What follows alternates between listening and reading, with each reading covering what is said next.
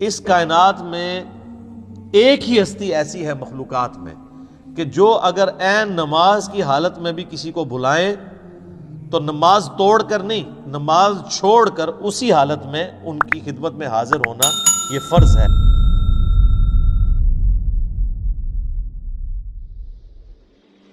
قرآن حکیم کی یہ سب سے عظمت والی صورت ہے۔ اس کی سپورٹ میں صحیح بخاری میں ایک بڑی مشہور حدیث ہے کہ سیدنا ابو سعید ابن معلہ رضی اللہ تعالیٰ عنہ کہتے ہیں کہ میں ایک دفعہ مسجد نبوی میں نماز پڑھ رہا تھا تو اللہ کے محبوب صلی اللہ علیہ وآلہ وسلم نے مجھے آواز دی، تو میں چونکہ نماز میں مشغول تھا میں نے جانے میں تاخیر کر دی۔ تھوڑی دیر بعد میں پہنچا تو آپ صلی اللہ علیہ وآلہ وسلم نے فرمایا کہ میں نے تمہیں آواز دی تھی، تم کیوں نہیں آئے؟ تو انہوں نے کہا کہ میں نماز پڑھ رہا تھا۔ تو آپ صلی اللہ علیہ وآلہ وسلم نے فرمایا کیا تم نے اللہ کا یہ حکم نہیں سنا؟ سورۃ الانفال کی آیت آپ نے پڑھی، استجیبوا للہ والرسول اذا دعاکم، جب اللہ اور اس کا رسول تمہیں پکاریں فوراً ان کی آواز پہ لبیک کہو۔ اس کائنات میں ایک ہی ہستی ایسی ہے مخلوقات میں کہ جو اگر عین نماز کی حالت میں بھی کسی کو بلائیں تو نماز توڑ کر نہیں، نماز چھوڑ کر اسی حالت میں ان کی خدمت میں حاضر ہونا یہ فرض ہے، سورۃ الانفال کی اس آیت کے تحت اور بخاری کی اس حدیث کے تحت۔ اور وہ امام اعظم محمد رسول اللہ صلی اللہ علیہ وآلہ وسلم کی مبارک ذات ہے۔ نماز توڑ کر نہیں، کیونکہ نبی علیہ السلام کی طرف جانا اللہ کے ایک حکم سے دوسرے حکم کی طرف جانا ہے۔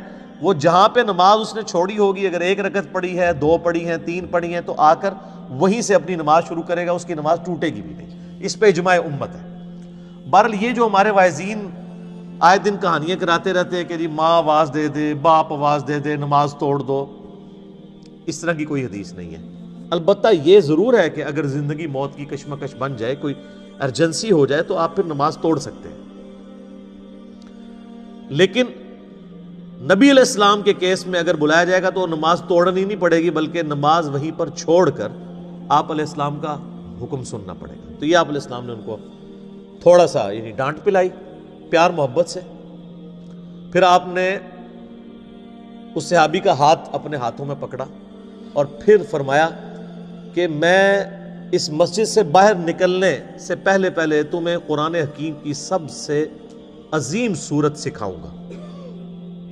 آپ علیہ السلام کی عادت تھی کہ آپ اگر کسی کو تھوڑا سا بھی سختی سے پیش آتے تھے تو پھر اس کے ساتھ دل جوئی بھی فرماتے تھے۔ آپ ہاتھ پکڑے اور فرمایا کہ میں تمہیں ایک تحفہ دوں گا۔ وہ صحابی کہتے ہیں پھر تھوڑی دیر بعد جب ہم مسجد سے باہر نکلے تو مسجد سے نکلتے ہوئے میں نے نبی علیہ السلام سے کہا یا رسول اللہ اپنا وعدہ پورا کریں، آپ نے مجھے کہا تھا کہ آپ مجھے قرآن کی سب سے عظمت والی صورت تعلیم فرمائیں گے۔ تو آپ علیہ السلام نے فرمایا کہ وہ صورت ہے الحمدللہ رب العالمین، یعنی سورۃ الفاتحہ۔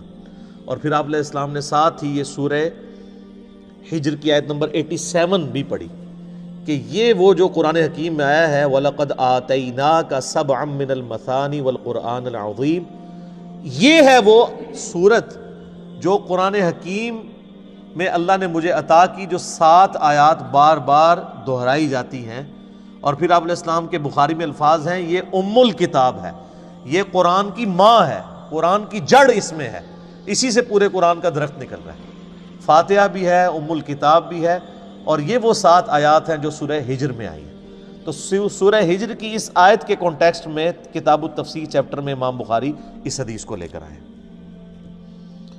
یہ حدیث کافی ہے اس کی فضیلت کے لیے۔ اچھا یہ تو سورہ اعظم تھی نا قرآن کی، قرآن کی ایک آیت بھی ہے جو اعظم ہے، وہ صحیح مسلم میں حدیث ہے۔ ابی ابن کعب، جن کے بارے میں بخاری مسلم میں آتا ہے کہ 4 بندوں سے قرآن سیکھو، ان میں ایک عبداللہ ابن مسعود ہیں اور ایک ابی ابن کعب ہیں اور سیدنا سالم ہیں، یہ ان میں سے ایک ہیں۔ تو ابی ابن کعب کہتے ہیں کہ نبی علیہ السلام نے مجھ سے ایک دن پوچھا کہ جانتے ہو کہ قرآن کی سب سے اعظم آیت کون سی ہے؟ تو انہوں نے کہا یا رسول اللہ صلی اللہ علیہ وآلہ وسلم، میرے اندازے کے مطابق قرآن حکیم کی سب سے عظیم آیت اللہ لا الہ الا هو الحی القیوم آیت الکرسی سورہ بقرہ کی آیت نمبر 255 ہے۔ تو آپ علیہ السلام نے اپنا ہاتھ ان کے سینے پہ مارا محبت کے ساتھ اور فرمایا ابو منذر تمہیں یہ علم مبارک ہو، یعنی نبی علیہ السلام نے ان کے علم کے اوپر ان کی تحسین فرمائی کہ تمہیں میرے بتائے بغیر تم نے صحیح اندازہ لگایا کہ قرآن حکیم کی سب سے اعظم سورت جو آیت ہے وہ آیت الکرسی ہے۔ بخاری سے پتہ چلا کہ سب سے اعظم سورت سورۃ الفاتحہ ہے، مسلم شریف سے پتہ چلا سب سے اعظم آیت الکرسی ہے۔ اس سے یہ بات بھی کلیئر ہوگی کہ جو لوگ کہتے ہیں نا وہ احادیث میں ہے سواد اعظم، وہ سب سے بڑا گروہ جو ہے اس کو پکڑ لینا، اور وہ سب سے بڑا گروہ ہر ملک میں ڈیفرنٹ ہوتا ہے، یعنی آپ بنگلہ دیش میں جائیں گے تو وہاں سب سے بڑا گروہ دیوبندی ہے، پاکستان میں سب سے بڑا گروہ بریلوی ہے، سعودیہ میں چلے جائیں گے اہل حدیث بڑا گروہ ہے، ایران میں چلے جائیں گے شیعہ بڑا گروہ ہے۔ تو وہاں اعظم سے مراد تعداد میں بڑا نہیں ہے، عظمت میں بڑا، ورنہ سورۃ الفاتحہ کی تو 7 آیات ہیں اور سورہ بقرہ کی 286، تو وہ ہونی چاہیے تھی سورہ اعظم۔ اور آیت الکرسی سے بھی لمبی ایک آیت جو ہے وہ آیت دین جو ہے سورہ بقرہ کے اندر موجود ہے، تو یہ عظمت کا ذکر ہو رہا ہے۔ اچھا میرے بھائیو، صحیح مسلم میں ایک اور حدیث ہے، ابن عباس رضی اللہ تعالیٰ عنہما کہتے ہیں کہ نبی علیہ السلام کے پاس ایک دفعہ جبرائیل علیہ السلام بیٹھے ہوئے تھے، ظاہر صحابہ نے نہیں دیکھا، آپ علیہ السلام نے بتایا، تو اچانک ایک آواز ان کو زوردار سنائی دی، یہ صحیح مسلم کی حدیث ہے۔ تو حضرت جبرائیل علیہ السلام نے نگاہ اٹھا کے اوپر دیکھا اور کہا یا رسول اللہ آج آسمان کا ایک ایسا دروازہ کھلا ہے جو آج سے پہلے کبھی نہیں کھلا تھا، اور اس دروازے سے ایک فرشتہ زمین پر اترا ہے۔ اتنے میں وہ فرشتہ حاضر ہوا نبی علیہ السلام کی خدمت میں، تو حضرت جبرائیل نے کہا کہ یا رسول اللہ یہ وہ فرشتہ ہے، یہ آج سے پہلے دنیا میں کبھی نہیں آیا تھا، اور وہ دروازہ بھی آج سے پہلے کبھی نہیں کھلا تھا، اور یہ فرشتہ آپ کو سلام عرض کر رہے ہیں، اور اللہ کا یہ پیغام لے کر آیا ہے کہ آپ کو بشارت ہو 2 ایسے نوروں کی جو آپ سے پہلے کسی پیغمبر کو نہیں دیے گئے۔